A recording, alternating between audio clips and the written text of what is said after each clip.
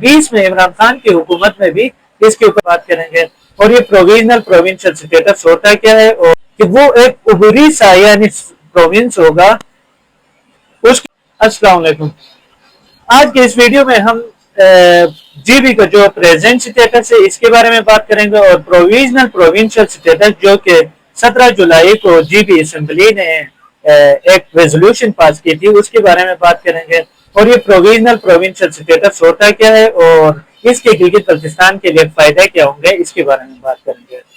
سب سے پہلے اگر ہم جی بی کا پریزنٹ اسٹیٹس دیکھیں تو جی بی جو ہے ایک الگ یونٹ کے طور پہ فیڈرل کے ساتھ الگ یونٹ کے طور پہ ایکٹ کر رہا ہوتا ہے، پاکستان کے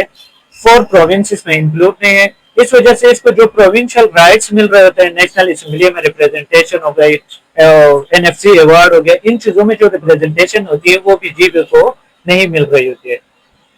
اور دوسرا جو ہے جی بی جو ہے پاکستان کے یعنی گورنمنٹ جو ہے ایک وزیر اعلیٰ اور گورنمنٹ کے تھرو چلایا جاتا ہے، لیکن ان کا جو ہیڈ ہوتا ہے وہ پرائم منسٹر اور ایک اسپیشل کمیٹی ہوتی ہے جو کہ ان سارے پورے گورنمنٹ کے اوپر وہ کر رہی تھی 2018 کے ایکٹ کے تھرو، یعنی کمانڈ کر رہی تھی اور اس کو کنٹرول کر رہی تھی. تو ابھی جو ریسنٹلی 17 جولائی کو جو پیپل پارٹی نے ریزولوشن پاس کی اس کے لیے پروویژنل پروونشل اسٹیٹس کے لیے، تو اس کا یہ مقصد تھا کہ گلگت بلتستان کو پاکستان کا 5th پروونس سمجھا جائے، اور اس میں اس کو گلگت بلتستان کی جو عوام ہے ان کو ایک پراپر ریپریزنٹیشن جو ہے نیشنل اسمبلی میں بھی دی جائے اور این ایف سی ایوارڈ میں بھی ان کو انکلوڈ کیا جائے. اب نیشنل اسمبلی میں جب یہ پاکستان کے اس میں انکلوڈ کریں گے، اسمبلی کے اندر انکلوڈ کریں گے، تو گلگت بلتستان جو ہوگا پاکستان کا 5th پروونس کنسیڈر کیا جائے گا، لیکن اس کا اسٹیٹس جو ہوگا وہ پروویژنل ہوگا، کہ وہ ایک عبوری یعنی پروونس ہوگا. اس کے پاس رائٹس اور ساری چیزیں جو ہوں گے ایک پروونس کے ہوں گے، لیکن وہ پراپرلی پروونس نہیں ہوگا، کیونکہ اس سے جو پاکستان کا موقف جو ہے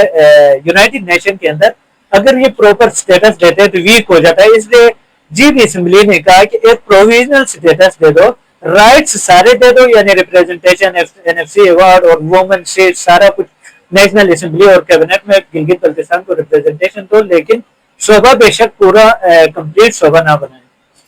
اب جب بھی یہ جو ریپریزنٹیشن کی بات تھی، پروویژنل اسٹیٹس کی بات تھی، یہ 2020 میں عمران خان کی حکومت میں بھی اس کے اوپر بات کی گئی تھی کہ پروویژنل اسٹیٹس دیا جائے گا، لیکن اس وقت صرف بات کی گئی کیونکہ اس کے وقت جو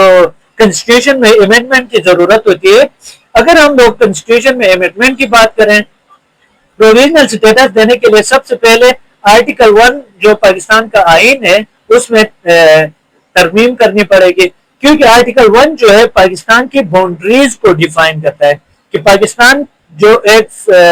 پورا کنٹری ہے اس کے 4 پروونسز ہوں گے جن کی باؤنڈری جو ہے پنجاب، سندھ اور کے پی کے اور بلوچستان، یعنی یہ پروونسز ہوں گے. اور دوسرا اس میں آرٹیکل 59 کو